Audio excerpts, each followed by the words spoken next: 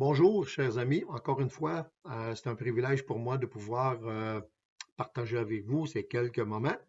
Et comme on a dit dans la dernière session, on va voir les quatre aspects importants qui ont fait la différence, ou du moins qui ont permis de connaître quelle était la marque de commerce de Jésus-Christ et quelles devraient être nos marques de commerce à nous aussi.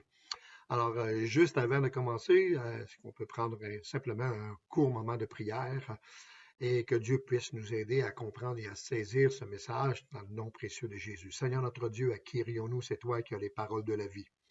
Et c'est avec humilité, Seigneur, que nous venons devant toi parce Seigneur, on a besoin de ta présence, on a besoin de ton esprit, on a besoin, Seigneur, de comprendre, d'être renouvelé davantage dans notre intelligence pour comprendre, Seigneur, tes projets, comprendre, Seigneur, qui nous sommes, Seigneur, comprendre le potentiel, Seigneur, que tu as mis en chacun d'entre nous.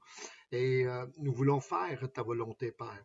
Alors, ouvre nos cœurs, ouvre nos yeux, ouvre nos oreilles et viens, Seigneur, insuffler en nous une parole à propos qui nous aidera, Seigneur, à nous projeter dans cette carrière qui nous est ouverte pour la gloire de ton Saint-Nom. Merci, Seigneur, pour ton esprit. Merci pour Christ qui est mort, Seigneur, et ressuscité pour nous afin de nous offrir, Seigneur, cette entrée dans le royaume des cieux. Dans ton nom, nous prions, Seigneur. Amen, amen, amen. Alléluia. Et aujourd'hui, j'aimerais ouvrir avec un texte qu'on trouve dans l'Épître aux Hébreux, au chapitre 11, à partir du verset 8. Alors, ça nous dit ceci. C'est par la foi qu'Abraham, lors de sa vocation, obéit et partit pour un lieu qu'il devait recevoir en héritage et qu'il partit sans savoir où il allait. C'est par la foi qu'il vint s'établir dans la terre promise comme dans une terre étrangère, habitant sous des tentes, ainsi qu'Isaac et Jacob, les cohéritiers de la même promesse, car il attendait la cité qui a de solides fondements, celle dont Dieu est l'architecte et le constructeur. Amen. Alors, comme on a vu dans la dernière session, euh, il y a des choses qui sont importantes. On sait que le sujet que nous voulons traiter, c'est être des gagneurs d'âme. Et pour être un gagneur d'âme, il y a certaines choses qu'on se doit de comprendre et qui sont en fin de compte résumées dans ces quatre qualités qui décrivaient en fin de compte euh, qui était Jésus-Christ. Et ce sont aussi des qualités qui doivent être présentes dans chacune de nos vies. Et j'ai pris le texte de Hébreux chapitre 11, verset 8 avec Abraham parce qu'il nous parle de cette première caractéristique ou qualité qui doit être présente dans chacun de nous. Et je l'ai nommé, vous le savez aussi bien que moi, l'obéissance.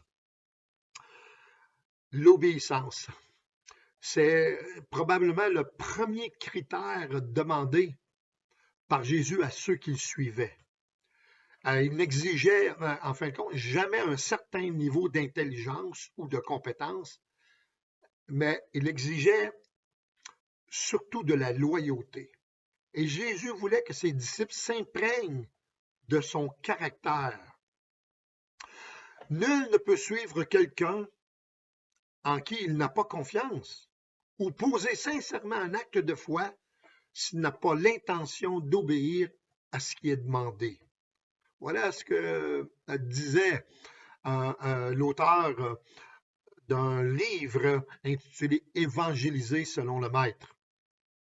Cette caractéristique d'obéissance, elle est évidente dans le ministère de Christ. D'ailleurs, nous pouvons lire dans la lettre de Paul aux Philippiens, au chapitre 2, verset 8, il est écrit, « Il s'est humilié », c'est-à-dire il a été réduit à des moyens modestes, assigné à un rang ou à une place plus basse, Alors, il s'est humilié lui-même, se rendant obéissant jusqu'à la mort, même jusqu'à la mort de la croix. Wow! J'aime vraiment ça. L'obéissance, c'est un trait, pour moi, c'est le premier trait le plus évident dans la vie de Christ. Il dit, il dit, le Fils ne peut rien faire de lui-même, il fait ce qu'il voit faire au Père. Ce que le Père fait, c'est ce que le Fils fait aussi. Dans son commentaire sur Philippiens, MacArthur dit ceci, il dit, son obéissance est un gage certain de sa divinité et de son autorité. Car seul un être divin peut accepter la mort comme marque d'obéissance. Pour des hommes ordinaires, c'est une nécessité. Alléluia, j'aime ça. Alors, conséquemment, nous pouvons affirmer que l'obéissance est aussi un gage de notre chrétienté et de notre efficacité au service de Dieu. Car seul un chrétien peut accepter la mort à soi comme marque d'obéissance. Wow! Moi, j'aime vraiment ça. Abraham était un habitant de Ur en Chaldée, et possiblement qu'il était un idolâtre quand Dieu lui est apparu et qui lui ordonna de quitter son pays. Alors, de la même manière, nous sommes aussi à quitter certaines choses qu'on considérait comme vraiment importantes dans notre vie. Mais en fin de compte, avec la pensée humaine, ça nous semblait être vraiment important. Mais en esprit, c'est autre chose. Alors, un homme de foi, Abraham était un homme de foi ayant une attitude mémorable que Dieu décrit si bien, qui est tellement bien décrit dans la parole de Dieu. Et il y a une auteure du nom de Hélène Anis Kesterlein, elle dit, à propos d'Abraham, elle dit, je pars sans savoir où je vais. Je ne voudrais pas si je le voulais, mais je préfère marcher avec Dieu dans la nuit que de marcher seul en plein jour. Je préfère marcher par la foi avec lui que de marcher seul par la vue. Ça nous décrit bien la foi. Alléluia! Ça nous décrit l'obéissance qu'Abraham avait. Et dans la parole de Dieu, on voit continuellement je dirais, des exemples d'hommes et de femmes qui ont marché avec une obéissance inconditionnelle. Par exemple, en dehors d'Abraham, on connaît le prophète Osée, qui est, bibliquement parlant, l'une des meilleures illustrations de l'amour inconditionnel de l'Ancien Testament. Et on peut affirmer que l'amour inconditionnel de Dieu a eu des répercussions sur l'humanité et elle en a encore aujourd'hui. Et conséquemment, je dirais aussi que l'amour inconditionnel de Dieu exigera toujours une obéissance inconditionnelle de la part de l'homme. Alors, l'obéissance inconditionnelle, c'est une soumission volontaire de quelqu'un à une autre personne, quelle que soit la situation dans laquelle cette personne se retrouve. C'est une soumission aveugle aux ordres reçus indépendamment des conséquences. Dans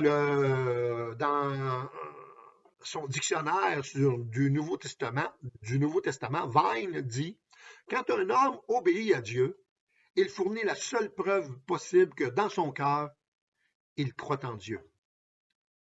Wow, j'aime vraiment ça. Alors, notre monde actuel est très demandant et il exige de nous de performer, c'est-à-dire de donner un rendement particulièrement élevé dans tous les domaines. Concept qui va à l'encontre, selon moi, de la pensée biblique, parce que la performance, elle requiert des aptitudes et fait appel à l'homme extérieur ou à la chair. Mais Dieu, de son côté, demande l'obéissance parce que celle-ci requiert des attitudes et ça fait appel à l'homme intérieur, c'est-à-dire à notre cœur. Et on pourrait voir ça dans 1 Corinthiens, chapitre 1, verset 26 à 29. On ne lira pas, mais c'est une référence que vous pourriez aller voir. Alors, rassurez-vous, Dieu n'exige pas que nous soyons parfaits pour nous bénir. Il nous bénit dès que nous nous mettons à avancer dans la direction de l'obéissance pratique à sa parole par la foi. Car ce qui compte pour lui est bien plus la direction dans laquelle nous nous engageons que le niveau de perfection que nous pourrions atteindre. Wow, déjà, ça dit beaucoup, frères et sœurs. L'obéissance est quelque chose de très, très, très important. C'est le premier critère. Et vous savez, quand que Dieu a appelé Abraham, on pourrait dire que c'est comme comment je pourrais dire, le premier fait évident que Dieu veut régler le problème du péché. Pour régler le problème du péché, on a besoin de l'obéissance à Dieu. Amen. Amen. Prenez le temps de réfléchir à cette première caractéristique, cette première qualité, l'obéissance. La deuxième, eh bien, c'est la soumission. Ouais, la soumission. La soumission à la volonté de Christ nous entraîne. Je vais me reprendre. L'obéissance à la volonté de Christ va nous entraîner inévitablement vers la soumission. Et bien que l'obéissance et la soumission soient intimement reliées, elles se distinguent l'une de l'autre. L'obéissance nous parle de consécration. Dans la pensée biblique, cela signifie prêter l'oreille à ou être attentif à un ordre, alors que la soumission nous parle du don de soi et du renoncement. Encore dans la pensée biblique, la soumission vient du grec hypotasso et qui sous-entend une attitude volontaire de donner, de coopérer, d'assumer des responsabilités et de porter une charge. Amen. Dans une certaine mesure, nous pourrions dire que la soumission, c'est l'accomplissement volontaire de l'obéissance, la suite logique à l'obéissance. Et on peut se demander pourquoi tant de chrétiens qui affirment connaître et aimer le Seigneur piétinent dans leur croissance spirituelle et ne présentent qu'un témoignage inefficace. Pourquoi l'Église actuelle se voit-elle tant frustrée dans son témoignage au monde? À cette question, on répond quoi? Indifférence au commandement de Dieu, complaisance satisfaite dans la médiocrité, on pourrait continuer, mais en fin de compte, je ne veux pas une réponse nécessaire à cette question-là. Alors, mais plutôt me dire, se pourrait-il que l'obéissance et la soumission aient été remplacées par une sorte de faites-le vous-même? Et beaucoup, parce que faites-le vous-même, c'est beaucoup plus commode. Ne croyez-vous pas qu'il serait grand temps même d'agir? Nous ne sommes pas à l'heure du désespoir, mais à l'heure de l'action. Que le recrutement des membres de l'Église se fasse en vue d'une vraie formation chrétienne. Hallelujah! Hallelujah! Gloire à Dieu! Amen, frères et sœurs. Dans son livre Éloge à la discipline, Richard Foster dit ceci. Écoutez bien. Dans la soumission, nous sommes enfin libres d'apprécier les autres. J'aime vraiment ça. Leurs rêves et leurs plans deviennent importants à nos yeux. Nous sommes entrés dans une nouvelle liberté merveilleuse et glorieuse, la liberté d'abandonner nos propres droits pour le bien des autres. Ça, c'est extraordinaire. Abandonner nos propres droits pour le bien des autres. Il dit, connaissez-vous la sensation de libération qui envahit l'être entier quand on abandonne ses droits? Amen. Cela veut dire qu'on est libéré de la colère et de l'amertume qu'on éprouve lorsqu'une personne n'agit pas envers soi comme on pense qu'elle le devrait. Ah, j'aime vraiment ça. Alléluia. Alléluia. Gloire à Dieu. Alléluia. Si quelqu'un, disait Jésus, si quelqu'un veut venir après moi, qui renonce à lui-même, qu'il se charge de sa croix et qu'il me suive. Et ça, c'est la véritable soumission. On veut se soumettre, là. Alléluia. On veut se soumettre au Seigneur. Il est le roi des rois, il est le Seigneur des seigneurs. Il est celui qui nous a donné un exemple incroyable à suivre. Il a été soumis en toutes choses à son Père.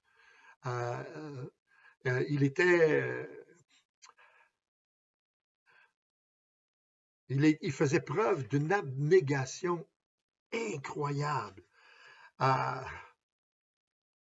Et l'abnégation est simplement une façon de comprendre qu'il n'est pas indispensable que nous fassions ce que nous voulons. Même Jésus-Christ a dit, non pas ce que je veux, mais ce que toi tu veux, Père, dans le jardin de Gethsémani. Alors, notre bonheur ne dépend pas du fait que nous obtenons ou non ce que nous voulons. Alléluia. L'abnégation déclare que nous avons une valeur infinie et elle nous montre comment la réaliser. On a une valeur infinie. Si Christ est mort pour nous, c'est certainement parce qu'on a une très grande valeur à ses yeux. Alléluia. Et comme le disait le psalmiste, je te loue, Seigneur, de ce que je suis une créature si merveilleuse. Alléluia. Est-ce qu'on est capable encore de faire cette déclaration sincèrement devant Dieu? Frères et sœurs, si on regarde rien qu'à nous-mêmes, sans penser au côté spirituel, bien, on n'est pas une créature si merveilleuse. Parce que le péché est entré dans nos vies, le péché a entaché l'image de Dieu que nous devions avoir tout au début. Mais quand Christ est mort sur la croix, il a rétabli cette image. On peut maintenant, à cause du sacrifice expiatoire que Christ a accompli sur la croix, en nous lavant de tous nos péchés, on peut dire, je te loue, Seigneur, de ce que je suis une créature si merveilleuse. Alléluia. Quel Dieu merveilleux. Merci, Seigneur, pour qui tu es, pour ce que tu fais, Seigneur. Alléluia. Je veux te rendre grâce pour toutes tes bontés. Alléluia. Gloire à toi, Seigneur Jésus. Alléluia. Alors, on vient de voir deux aspects importants. L'obéissance. Jésus a été obéissant jusqu'à la mort de la croix et il a été soumis à toutes choses. Même la Bible nous dit que même dans son jeune âge, il était soumis à ses parents, donnant un exemple à suivre en tout temps. Alléluia. La troisième chose qui est très, très, très, très importante, c'est l'amour. Alléluia. Dans l'épître de Jacques, au chapitre 2, le verset 8, il est écrit ceci.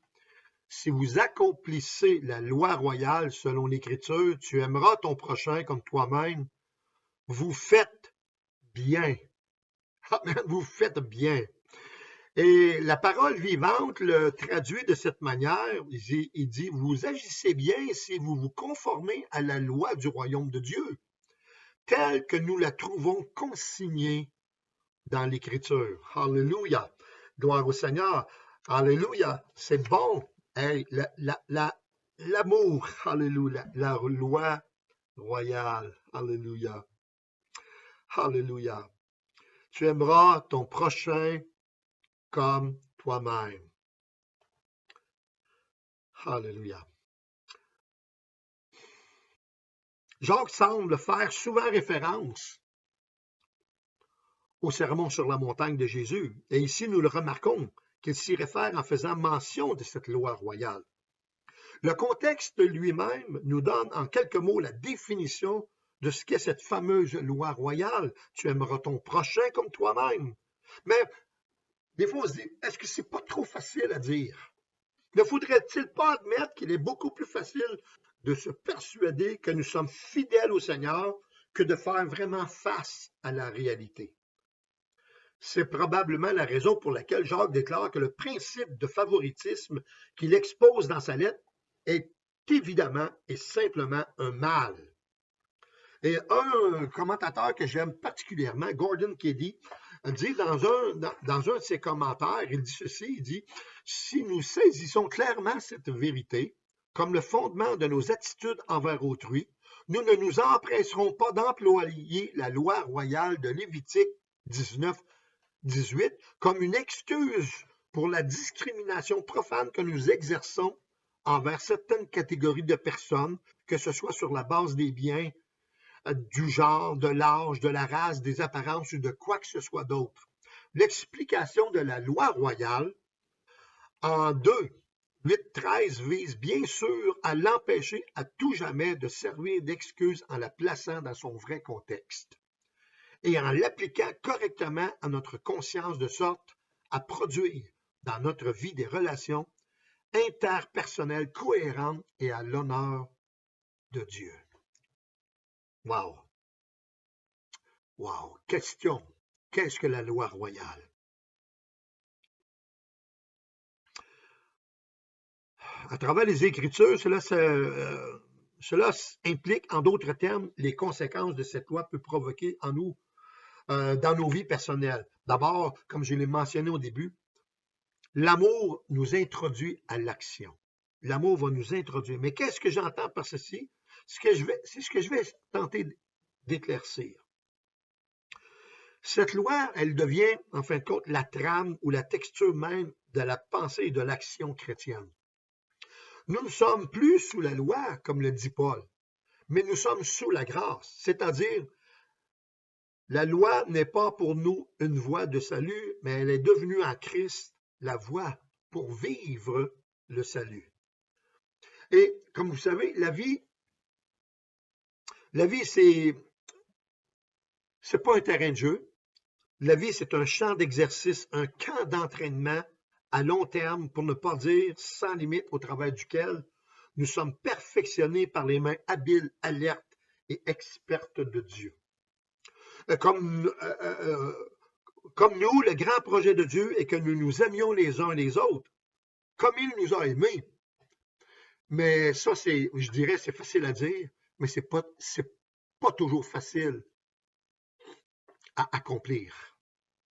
Mais parce qu'à cause de notre nature pécheresse ou déchue, nous ne sommes plus, ou plutôt pas capables d'aimer ainsi, à moins que l'Esprit de Dieu nous y pousse. C'est ce que Jean dira dans une de ses lettres quand il dit, bien-aimés, si Dieu nous a tant aimés, nous devons nous aussi nous aimer les uns les autres.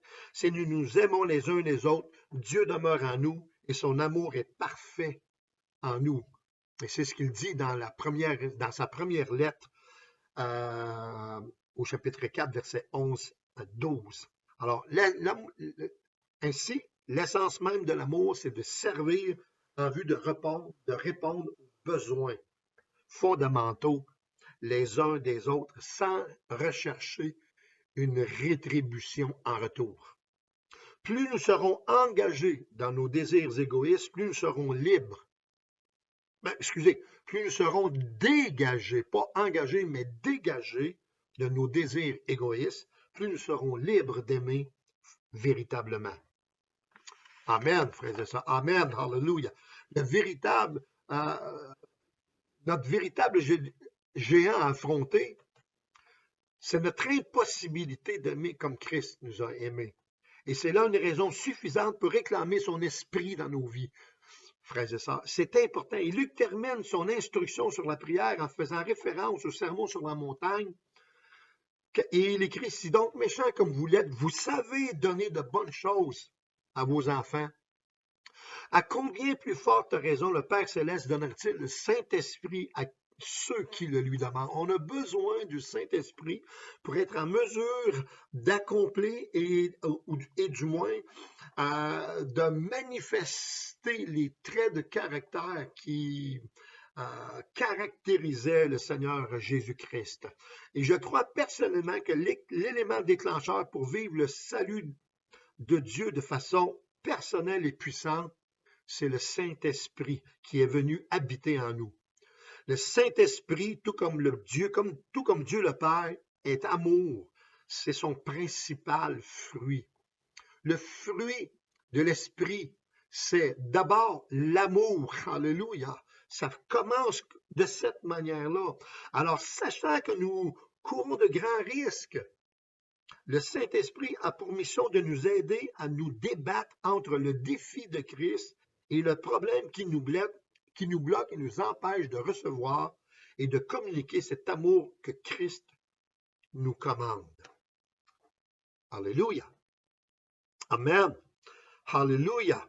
Alors, comme vous savez, il n'y a rien de plus difficile que de parler de l'amour inconditionnel, ma pratique de Dieu que le chrétien se doit de manifester.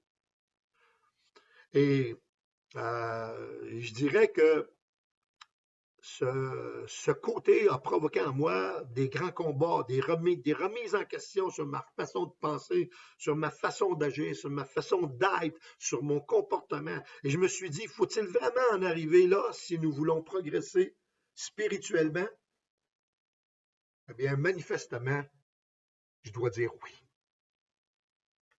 Alléluia. Frères et sœurs, que Dieu puisse nous aider à faire son œuvre d'une façon efficace. Alléluia.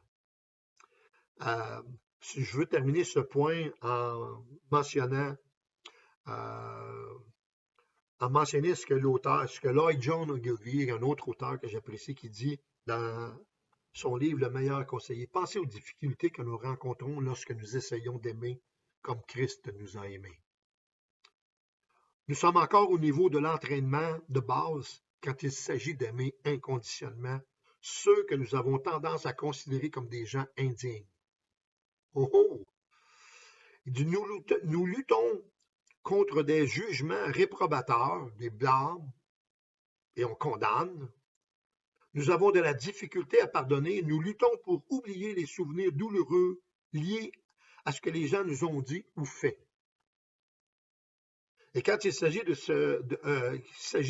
servir les autres en tant que serviteurs de Christ, c'est trop pour des gens comme nous, sans la puissance de l'amour du Saint-Esprit. Voilà. On a besoin que le Saint-Esprit puisse agir dans nos vies pour continuer à exercer ce ministère. Et je dirais aussi pour être en mesure d'apporter efficacement une parole à propos à ce monde, aux gens qui nous entourent, les aimer d'une façon inconditionnelle. L'amour a fait plus de bien que les plus grands dons monétaires sur la terre, frères et sœurs. C'est je dirais, le besoin le plus urgent, c'est d'être aimé. C'est aimer et d'être aimé. Amen. Alléluia. Et je veux aller avec la quatrième, qu'on ne regardera pas en si grande profondeur, mais on va regarder, mais on en parlera plus tard. Mais le quatrième aspect ou qualité de Jésus-Christ, et qui doit être aussi le nôtre, c'est que Jésus était un homme de prière. Et on doit être aussi des hommes et des femmes de prière. Et Jésus voulait que ses disciples apprennent sa manière de vivre avec Dieu et avec l'homme. Et le secret de sa force et de sa vitalité spirituelle réside dans sa communion avec le Père. C'est ce qu'on appelle sa vie de prière. Amen. Amen, frères et sœurs. Si vous remarquez, si vous prenez le temps de lire dans les évangiles, surtout dans les évangiles, remarquez le nombre de fois où vous allez voir le Seigneur Jésus-Christ en prière, avant de choisir ses disciples, il était en prière, plus souvent qu'autrement, avant d'accomplir des miracles de guérison, de délivrance, il était en prière, il recherchait la direction du Père et il était en constante activité avec le Père dans les lieux secrets avant d'accomplir dans les lieux publics la volonté du Père. Alléluia, gloire à Dieu, alléluia. Alors, quelqu'un a écrit, la prière, c'est la trace la plus tangible de l'éternité dans le cœur humain. Amen. La prière d'intercession pour les besoins des non-chrétiens est le meilleur moyen pour que leurs yeux s'ouvrent sur la lumière de l'Évangile. Vous voulez que vos voisins, que vos êtres chers, les proches qui ne sont pas au Seigneur, viennent à la connaissance de Christ, amenez-les devant Dieu dans la prière. Alléluia. Voyez-vous, l'Église primitive a débuté par une rencontre de prière. Le livre des Actes nous montre clairement qu'elle a vu le jour de cette manière et la chambre haute de l'Église s'est rendue dans chaque foyer par la suite. Et en l'espace de quelques semaines, l'Église s'est propagée depuis la chambre haute dans chaque foyer de Jérusalem. Et cela ne s'est pas arrêté là, ça a continué, ça a continué. Quand Jésus l'a dit, vous serez mes témoins à Jérusalem, dans la Judée, dans la Samarie, jusqu'aux extrémités de la terre. Et cela est arrivé à leur époque. Dans le premier siècle, cela est arrivé. Et la bonne nouvelle se répandait de ville en ville, bien qu'elle fût alimentée par de nombreuses persécutions. Le diable ne veut pas ça. Tu sais, mais parce que le monde entier est sous l'influence du malin et le malin, il cèdera pas facilement. Alors, la prière, on a besoin de prière pour être, je dirais, solidement armé pour faire face au diable. Bien que la Bible nous dit que la foi est un bouclier contre les traits, les traits enflammés du malin, eh bien, sans la prière, sans cette communion avec le Père, je me demande jusqu'où ces armes vont nous protéger. Alors, on a besoin d'être en communion avec le Père. Alléluia. Alors, ça c'est la bonne nouvelle s'est répandue de ville en ville, bien qu'elle fût alimentée par de nombreuses persécutions. Et cette explosion spirituelle ne s'est pas limitée à la ville elle-même de Jérusalem. Elle gagna systématiquement toute l'Asie mineure au point que dans Acte 19:10, il est dit que tous ceux qui habitaient l'Asie, juifs et grecs, entendirent la parole du Seigneur. Wow! J'ai hâte de voir cet impact que l'Église aura dans sa région, là où elle s'est installée, dans sa ville, dans cette région. Alléluia! Et surtout comme pour vous à l'Église Vie d'Espoir de Montréal-Est. Alléluia! Alors, mais qu'est-ce qui inspirait et motivait les disciples du premier siècle à ce zèle ardent que nous avons peine à déceler de nos jours? La Bible ne nous donne pas de méthode spécifique à ce sujet, mais après la Pentecôte, nous avons une description du style de vie qui a fait la différence. On voit ça dans Acte 2, 42, et je veux terminer avec ce verset-là. Frères et sœurs, prenez-en note, c'est tellement important. Ils persévéraient, les gens de l'Église, ils persévéraient dans l'enseignement des apôtres. C'est ce que nous faisons en cours de ces ateliers ou de ces sessions d'enseignement. Ils persévéraient dans l'enseignement des apôtres, dans la communion fraternelle. Pourquoi ne pas prendre le temps de communiquer avec un frère ou une sœur, de s'encourager? Moi, je me souviens du temps des premiers temps de ma nouvelle naissance où on était à l'église et souvent dans la semaine, on était ensemble, on s'assoyait près d'un feu, un feu de foyer, on jasait, on parlait du Seigneur, on priait ensemble, on avait du bon temps, il y avait de l'évangélisation. L'église a grandi, je me souviens d'avoir vu les églises grandir. Il y a eu une explosion, du moins d'églises dans les années 60, 70, où le Seigneur a fait son œuvre, une œuvre extraordinaire. Alléluia! Dans la communion fraternelle, dans la fraction du pain, les gens se rassemblaient. Et surtout, dans les prières. Alléluia! La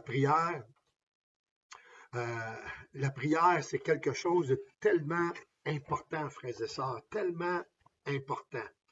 Alléluia. Euh, hmm, plus que tous, l'homme des sermons doit être l'homme de la prière.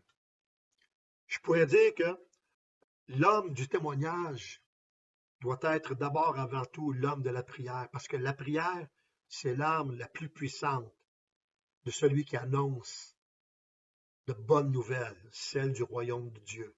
C'est une toute puissante force en elle-même. Elle donne la vie et les capacités à tous. Amen. L'homme de Dieu, que ce soit l'apôtre Paul, que ce soit Abraham, que ce soit Moïse, que ce soit peu importe qui est, mais elle s'adresse à chacun d'entre nous parce que nous sommes tous frères et sœurs, fils et filles de Dieu. Alors l'homme, la femme, le fils ou la fille de Dieu, elle est d'abord formée dans le secret. Sa vie et ses convictions les plus profondes naissent dans la communion secrète avec Dieu. Alléluia. La chair de nos jours est faible en prière. L'orgueil et de l'instruction militent contre l'humble dépendance de la prière. Alléluia, disait E.M. Barnes. Wow! Il dit, la chair de nos jours est faible en prière. Ben, je dois vous dire, je rends grâce au Seigneur pour Pasteur Jean, homme de prière qui prend du temps dans la présence de Dieu. Et à cause de ça, euh, euh, Dieu utilise Pasteur pour conduire son Église, pour l'amener à un épanouissement spirituel de plus en plus grand. Je rends grâce. Je rends grâce au Seigneur. Hallelujah. Et je termine en vous citant un extrait de la vie de George Fox qui dit, par-dessus tout, il excellait dans la prière. L'essence et la profondeur de son esprit, le respect et la solennité de son abord et de ses manières, la rareté et la plénitude de ses mots ont souvent frappé d'admiration même des étrangers, alors qu'il s'employait à apporter de la consolation aux autres. Mais l'image la plus terrible, la plus vivante et respectable en même temps que j'ai comprise ou contemplé de Jésus au travers d'un homme, c'était, je dois le dire, sa prière. Et c'était en vérité un témoignage. Il connaissait et vivait plus près de son Seigneur que les autres hommes, car ceux qui le connaissent le plus ont plus de raisons qu'il n'en faut pour l'approcher avec respect et crainte. Wow! Homme de Dieu, homme de prière, c'était un homme de réveil. Alors, frères et sœurs, aujourd'hui, prions que nous, en tant qu'Église, en tant que corps de Christ, nous devenions des hommes et des femmes de prière pour apporter le réveil dans les jours sombres de notre monde d'aujourd'hui, frères et sœurs. Gardons, prions et approchons-nous de Dieu afin que son nom soit honoré et glorifié, non seulement dans notre ville, mais dans notre province, dans notre pays, dans notre continent et dans le monde entier. Que le nom du Seigneur Jésus-Christ et que le Saint-Esprit et que le Père soient bénis pour la gloire, pour leur gloire, pour la gloire de Dieu. Amen. Amen. À la prochaine.